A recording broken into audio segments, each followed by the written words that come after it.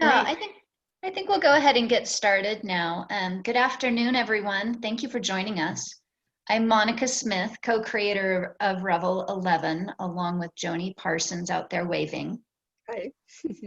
Hello. We started Revel 11 almost 4 years ago now, with the goal of exploring topics that are meaningful to us as women. And it's been a really interesting shift going from in-person events and retreats, mostly in the Seattle area, and mostly to women, to now this virtual platform that has a much broader reach with a more diverse audience, which we're so thrilled about.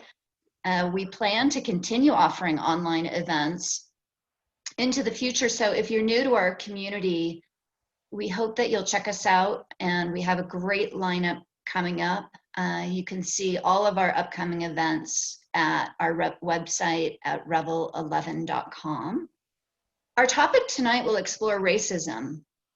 And I know this is a hot topic right now, but we're planning to make this an ongoing conversation with monthly events that explore different aspects of racism. So I'm thrilled that Debra can be here with us tonight and sharing her story and her perspective. While she's talking, please feel free to write your thoughts or your questions in the chat area. I'll be monitoring them, and then we can take some time, hopefully at the end, to ask her questions. So just feel free to write. Don't think about like interrupting her or anything like that. And don't forget to mute yourself. And Debra, again, thank you and welcome. Thank you. It is a pleasure to be here with you, and it sounds like a really exciting community. So welcome. And oftentimes I refer to community as the beloved. So you'll hear me refer to you as beloved. With that, in our community, we sometimes, well, not sometimes, often just do land acknowledgements and ancestral acknowledgements. And so if you would, I will just conduct a little bit of that in this moment. And so I would like to honor those who have stewarded the land that we sit on, lands, those who have come before us, tribes such as the Duwamish tribe. And I won't name all because we're all sitting, signing in from different places and spaces. And then I like to honor those who have come before us. Those who are our ancestors, right, wrong, or indifferent. They are the reason that we're here. And in many respects, if not all, we are their greatest achievement. And so we just take a moment to honor them. And so with that, I'll introduce myself a little bit. Thank you. So again, my name is Debra Baker, Debra Robinson Baker, and I am the daughter of Debra Robinson. It's unusual for a mother to name a daughter after her, I'm told these days, but if that happens, it's also very unusual to have two Debras in the family. So I'm named after Debra Robinson. And James Robinson. I am the wife of Kevin Baker, who is the descendant of one of our United States presidents. My husband is primarily African American. I am a mentor, I am a coach, I'm a mother, I'm a sister, and I'm a friend. I have a very varied background. It's pretty varied, and it all works together. So I'm an ordained minister. I have a 30-year history of working in the criminal justice field. I started right out of high school working at the ACLU. So if I look young, I am. I went to school along the way and also received some business education from Columbia U. I currently work for King County government as an organizational development practitioner. And that work includes facilitating healing circles, restorative justice work, strategy development, change management, and whatever it might take to bring teams and organizations to health. Some of my love work also includes, I'm a learning and development practitioner. I like to say I'm a transformational development practitioner. And I've done that for a number of years, and most of this pretty successfully. So with that, I would like to say that my faith instructs me that we are all beloved, and this isn't contingent upon anything. So there's no requisite for this.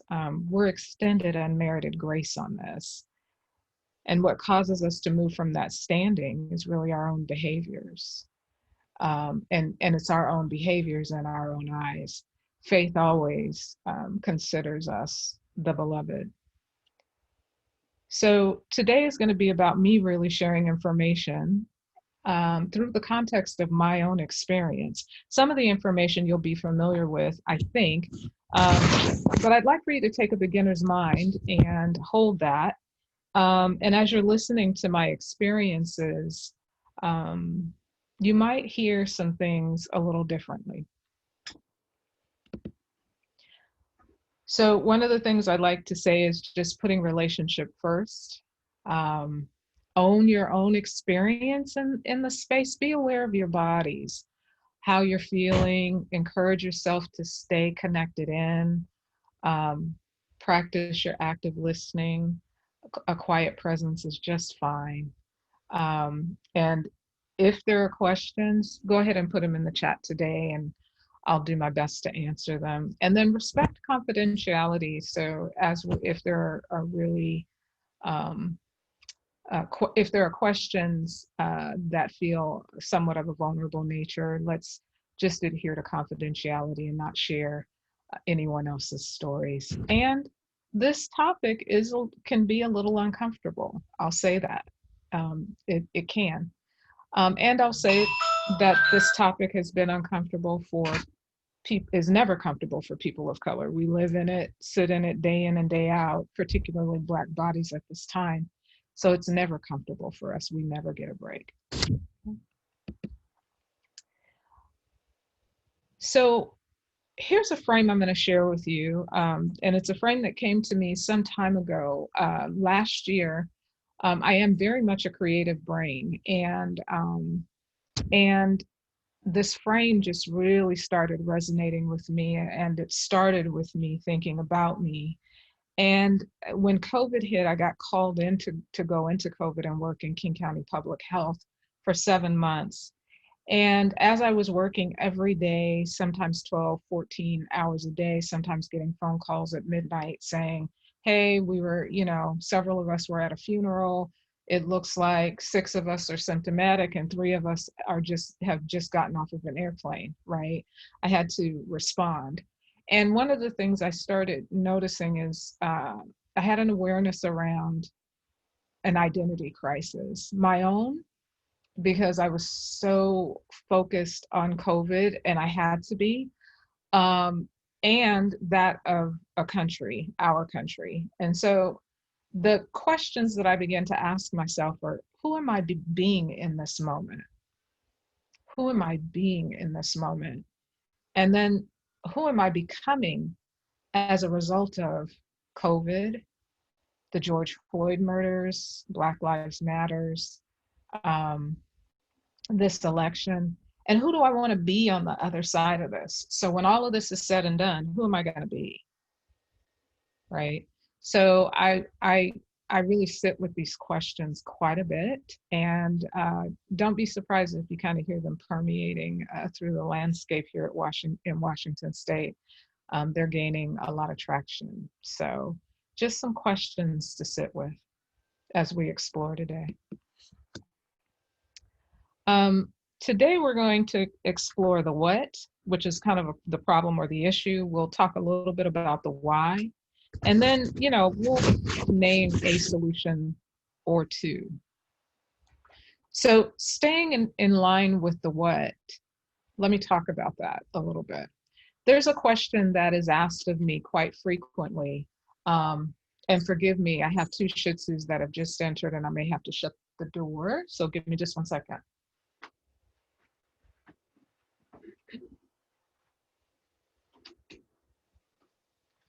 Lay down.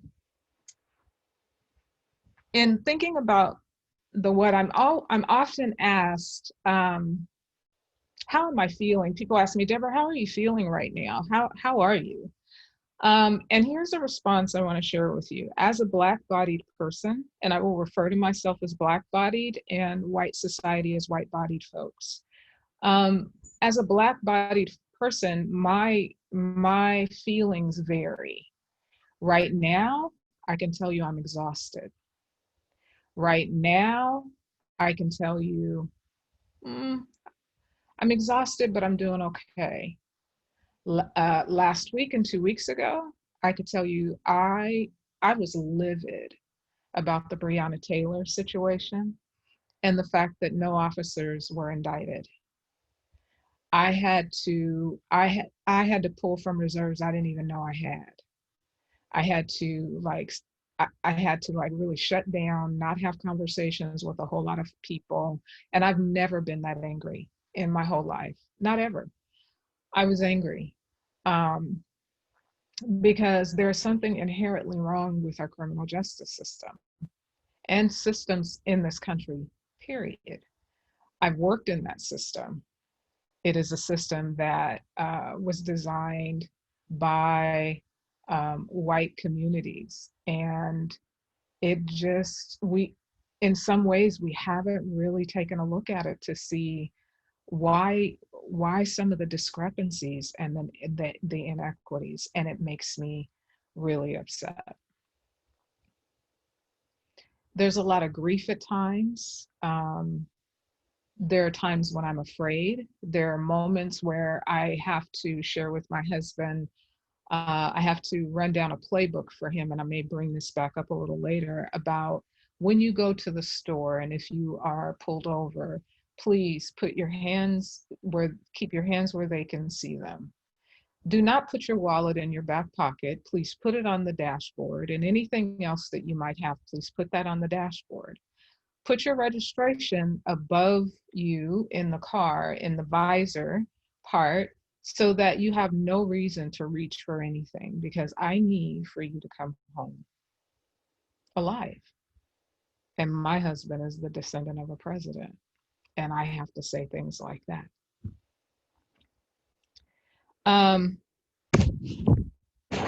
So that's kind of, how I'm doing sometimes as a Black-bodied person in this country. And that lends to the what? I'm going to ask you a question, and I'm not going to put you in groups or anything like that. I'm just going to ask you the question and ask you to kind of ruminate on it just a little bit. And then I'm going to tell you my story. The question is this: when did you first discover race? When did you first discover race? How old were you, do you think?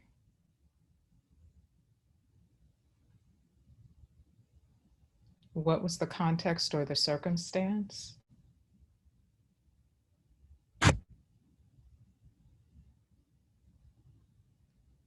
Was there anybody in the room with you that looked like you?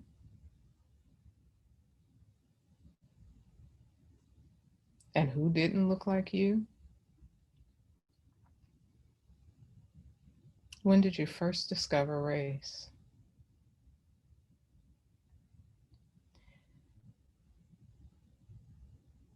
I would encourage you to think about this kind of, through the weekend.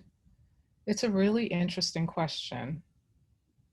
Oftentimes we have people share and share out. Here's my story. As a little girl, I must have been somewhere between 4 and 6.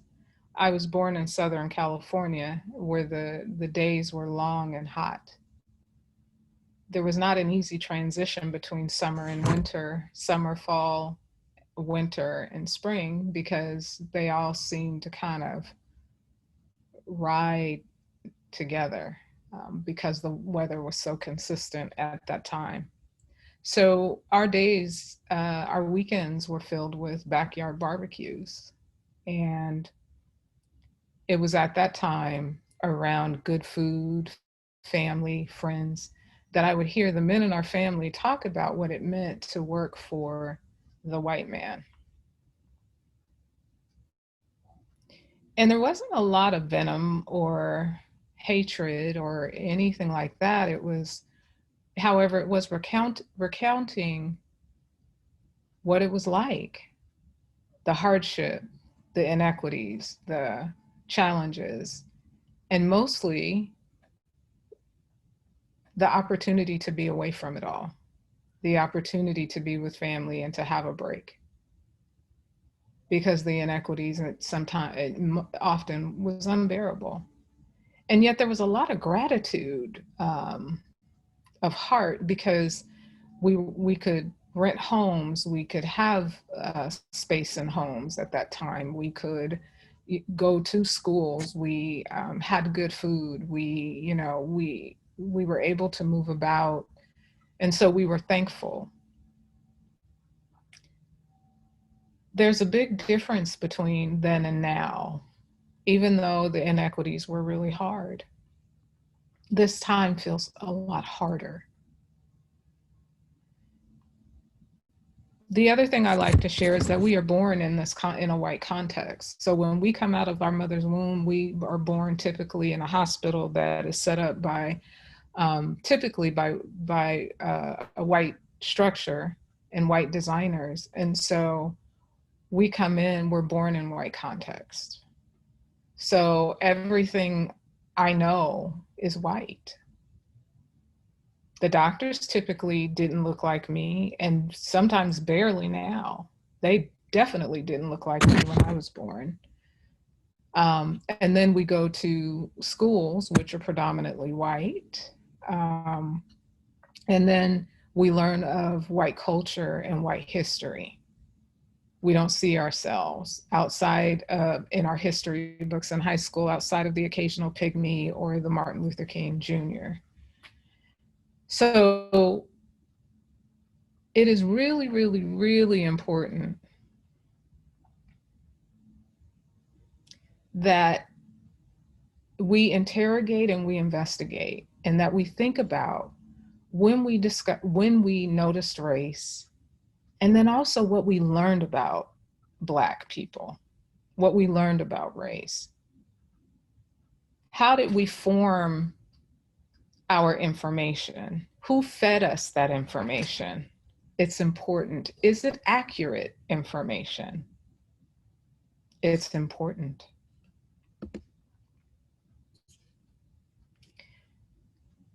Again, we're all swimming in the sea of white culture. All of us, all of us, all of us. I have caught myself working in criminal law, walking around the Seward Park Loop, a Black man walking by me, and I go to snatching my purse. Where did I learn that from? White culture.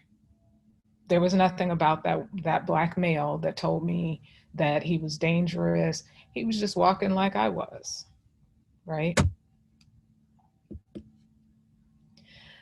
So again, just talking about the why, or the what, I'm sorry. Racism, there's a couple of definitions I'm going to share with you. And one is this one, racism. Racism is the systemic mistreatment of certain groups of people, often referred to as people of color, on the basis of skin color or other physical characteristics. This mistreatment is carried out by social institutions or by people who have been conditioned by society to act consciously or unconsciously in harmful ways towards people of color. And so I really love that this definition includes both systemic and individual responsibility, right? People of color face systemic and ongoing personal and institutional bias every day. So that's the definition of racism.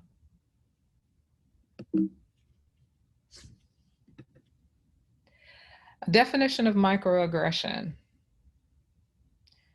Dr. Sue defines microaggressions as brief everyday exchanges that send denigrating messages to certain individuals because of their group membership. Dr. Sue describes microaggressions as generally happening below the surface, below the level of awareness of well-intentioned members of dominant culture. So Black-bodied folks deal with racism and microaggressions daily. And microaggressions before pre-Black Lives Matters or pre-George Floyd, we were facing or faced with some overt displays of racism and acts of racism, but often the microaggressions were the main thing that we were enduring. So let me give you an example of a microaggression. So, or let me just give you some examples of what I've endured. So pre-COVID, my mom and I were walking, and we live in what I would call an upper middle class neighborhood. We walk this neighborhood quite frequently. And it happened to be a nice day, even though it was winter-ish. And as we were walking down the street, coming more towards our home, there was a white couple to the right of us walking in the opposite direction, and there were two white women behind us walking at a distance. And again, legally, my legal mind, I scan, I just have really sharp senses. And so I heard a car kind of coming up and revving. And so I'm not startled, but I am paying attention to the fact that something's revving. So as the car approaches, going in the same direction that my mother and I are going in, I noticed a white male in his 40s in the car. The car proceeds to slow down, and he then leans out of the car and begins to bark at my mother and I. Now, remember what I said. There is a white couple on the other side. There's two white women behind us. And he slows the car down to bark at us, and for a period of time. And so remember when I said that there was a playbook, right? That my mom and that Black people in America, we have these rule books. So I then access the rule book. I start locating in my body what I'm feeling. I'm locating where my mother is in relation to me. I move around her to get her off of the street side, right? So that she's safe, but I do it in a way that doesn't startle her. I just ease myself around. I'm paying attention to how long he's staying, and I'm also paying attention to the fact that there is a street right in front of us that he could turn and block us if he wants to. So my mom is noticing him. She's 75 and could probably outrun me. She's just in that great of a shape, right? But I'm still mindful and protective. So I start to slow us both down because I don't want to get to this corner and have him pull over in front of us. So then I'm also noticing, like, if we have to duck and if I have to get her out of harm's way, how do I do that? And so I'm having all this conversation. I'm having all of this. I'm trying to plan all of this in seconds, right? And so he finishes the barking and he moves on.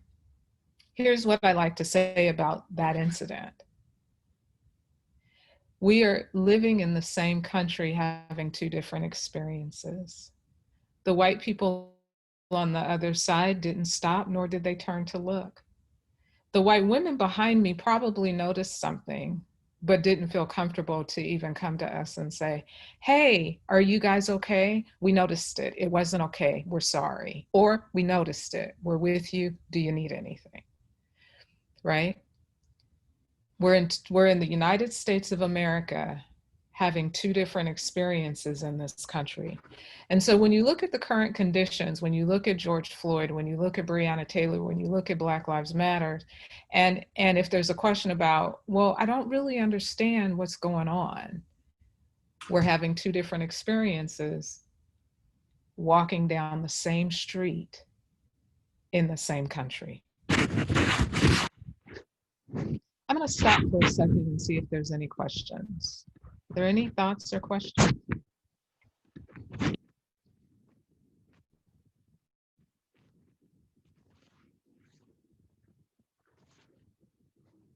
Debra, I don't see any in the chat area. Great, thank you. So this is some of the reason why this work around racism must be done. We have to do it. Black-bodied folks are carrying quite a bit. Give me 1 second, please.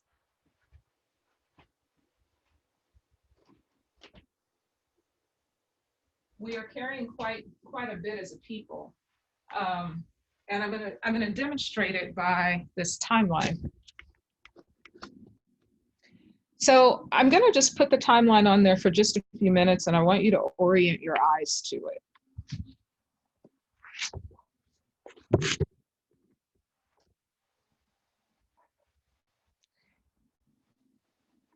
And what I'm going to tell you about the timeline is in the gray is everything that Black-bodied people endure in this country.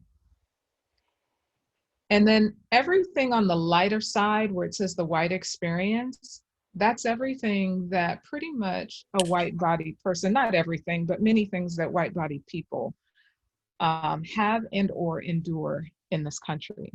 So you can see post-slavery, post-slavery, we endured 246 years of slavery. There was the Reconstruction period, and we had a little bit of freedom there, but we were really deprived of education and skills besides manual labor. And what I know about about slavery is that it was intended to keep white communities wealthy and Black communities forever in poverty. It was designed to do that. It was designed to do that. And then in 1921, Black communities began to acquire some wealth, amass some wealth, because we pulled money together, right? And then white men came in 1921 and burned that particular city down. In Oklahoma, and the town is called Greenwood. So white men came for 2 days. So it was intentional. It wasn't just, oh, somebody lit a match and it blew, and things happened. It was intentional. They went for 2 days. Now, here's the interesting thing. I had family in that massacre. So when we look at history and we think, oh, well, that was then and blah, blah, blah, blah, blah. No. I had family in that massacre. My family was never able to regain any money we had, any wealth we had, anything that we had acquired.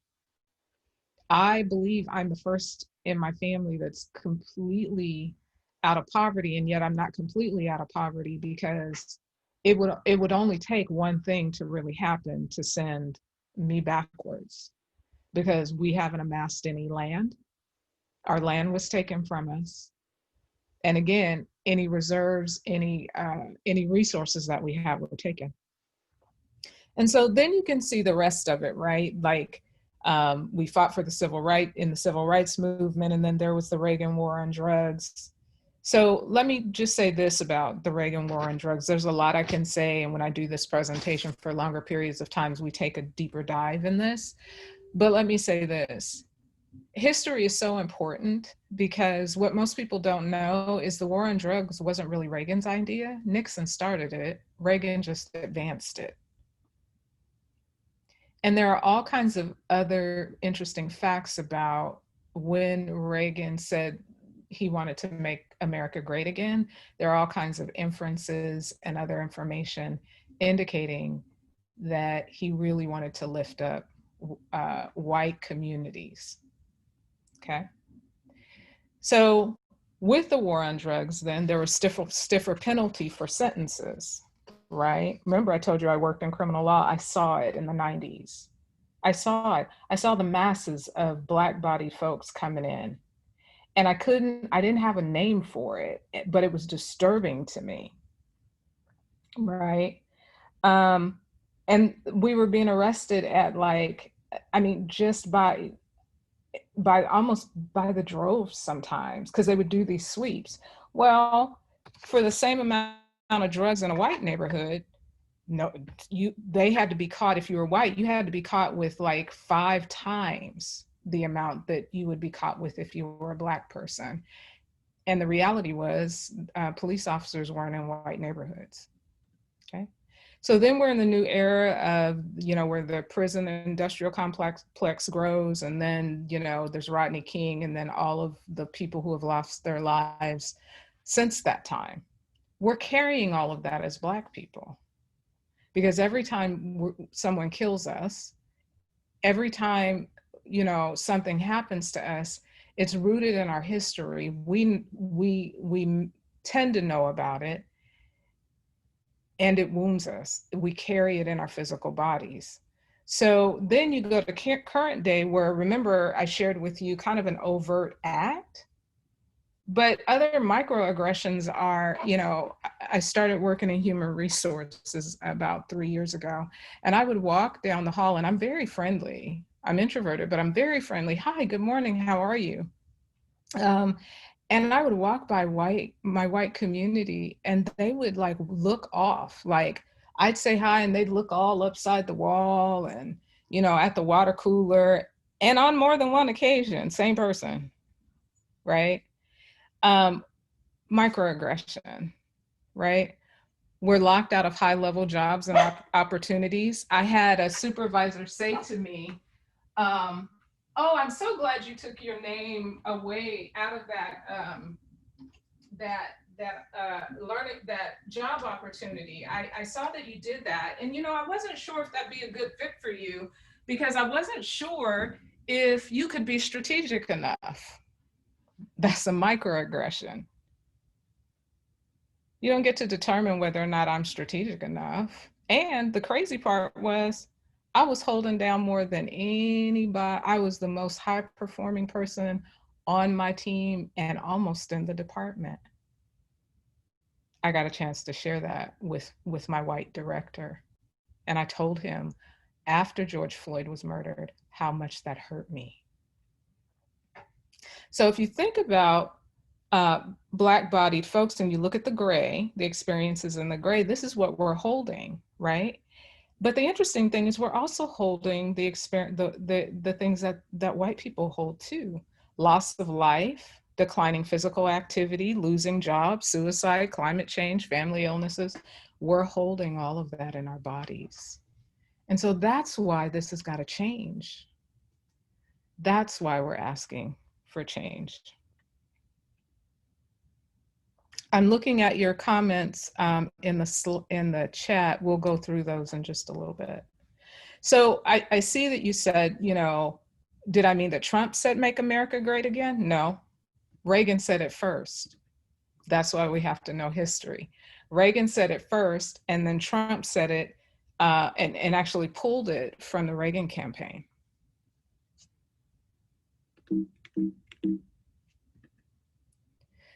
So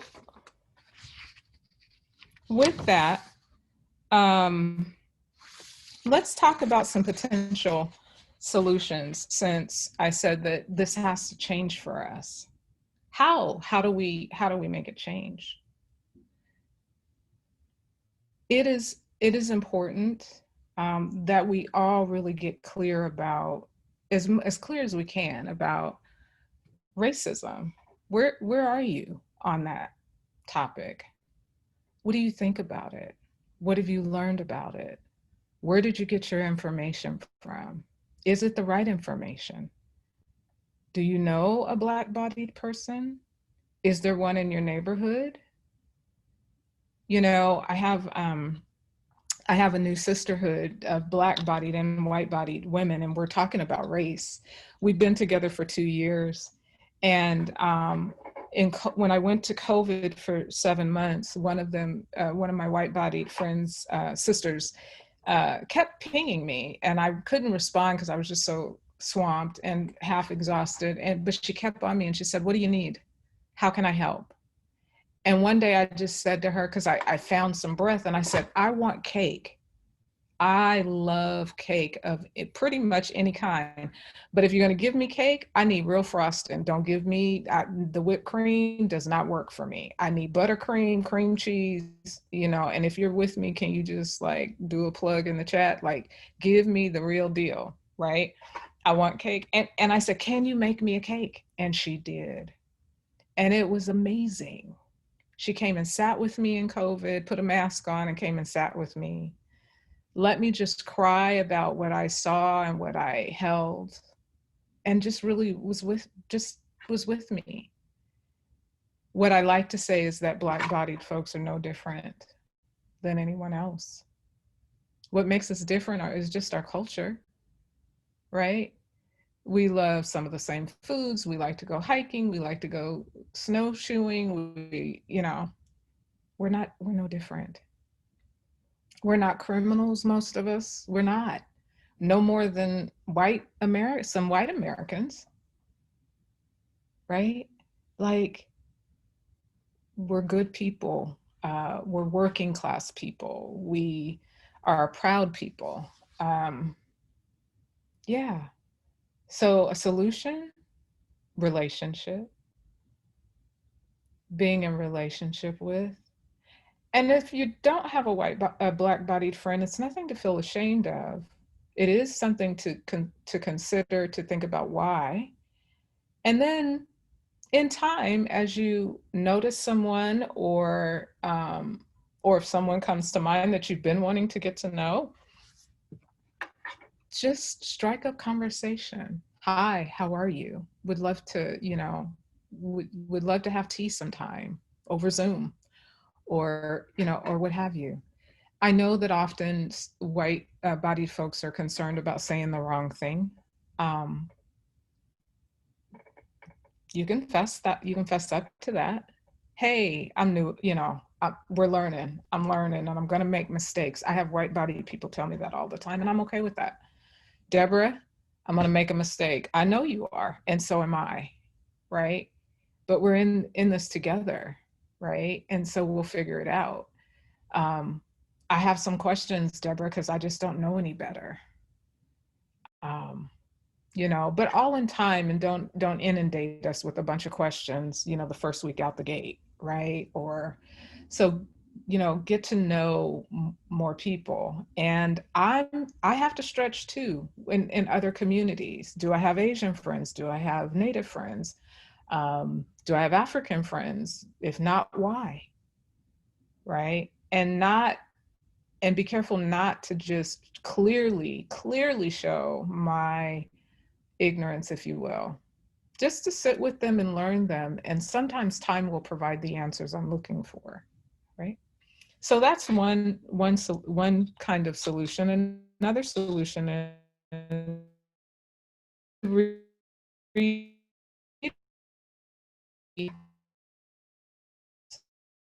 um, groups that perspective, where reading, where you can again, or we take investigate our own behaviors, how we're showing up, right? And slowly start to identify that. If you have a story, I don't have time to go into that.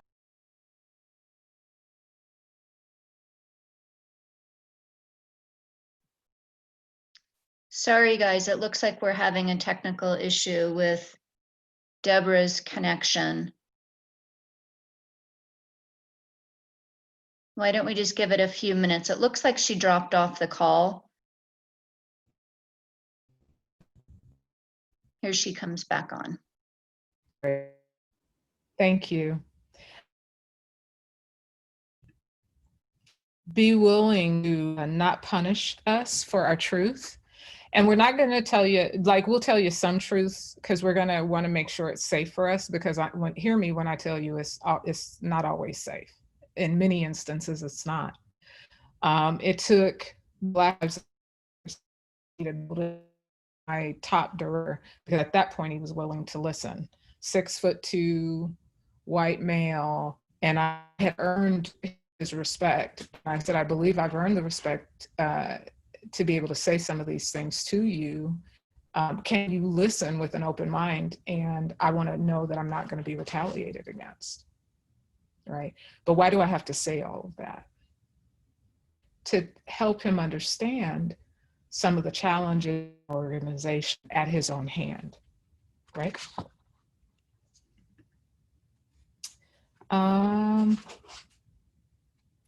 So I think we'll stop for now right there, and just see again if there are any questions for me, or thoughts about what I've shared. I know, you know, it's a lot. And let me say this before, as you're thinking about what you want to say, we can turn this, we can create a safer space and a more inclusive place for Black-bodied folks. We really can. I'm not hopeless. I really think we can. So I'll take your questions.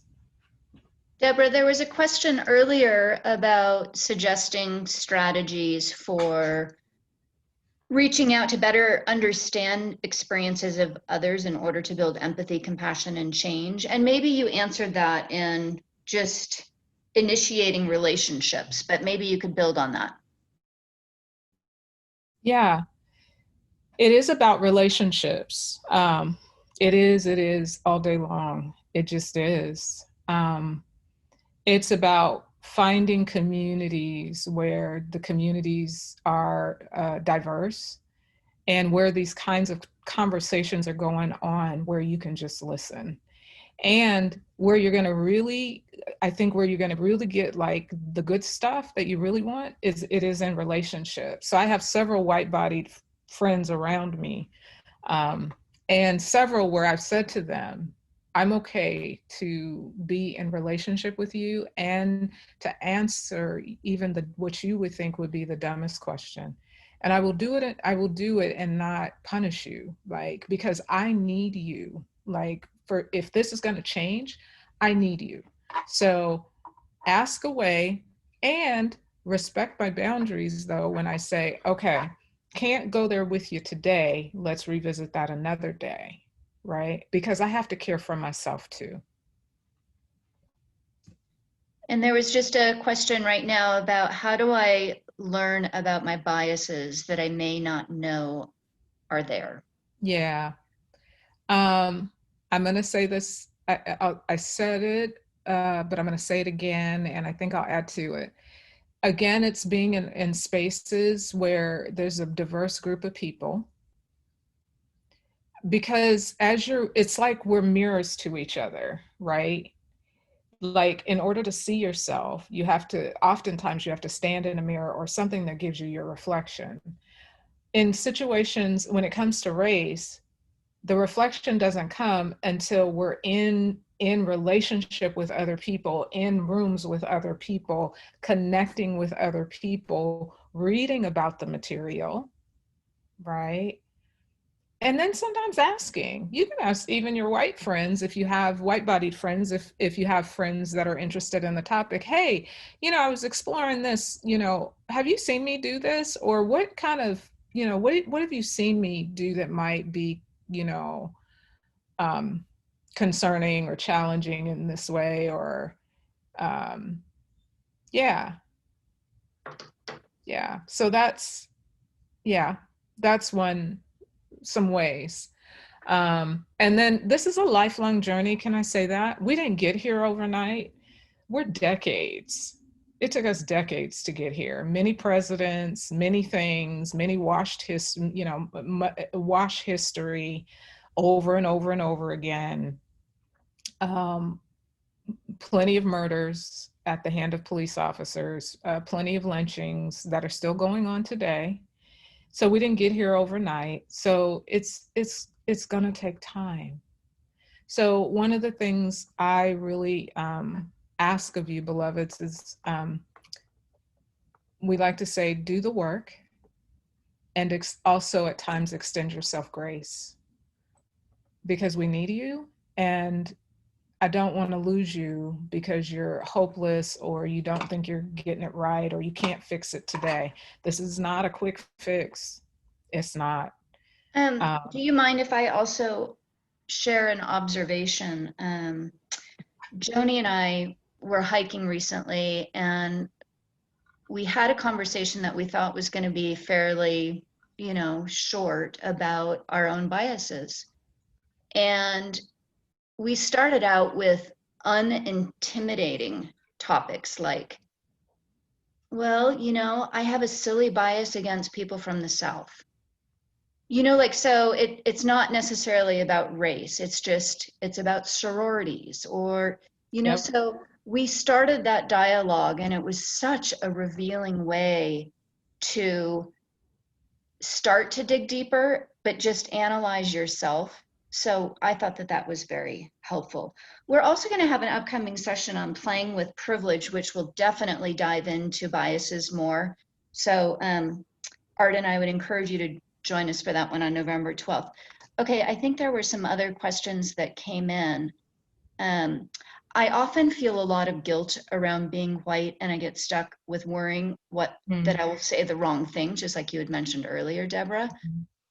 So it was great to hear that you said it's okay. We all make mistakes. I'm going to speak to that a little more. And maybe it's my faith. Here's what I know.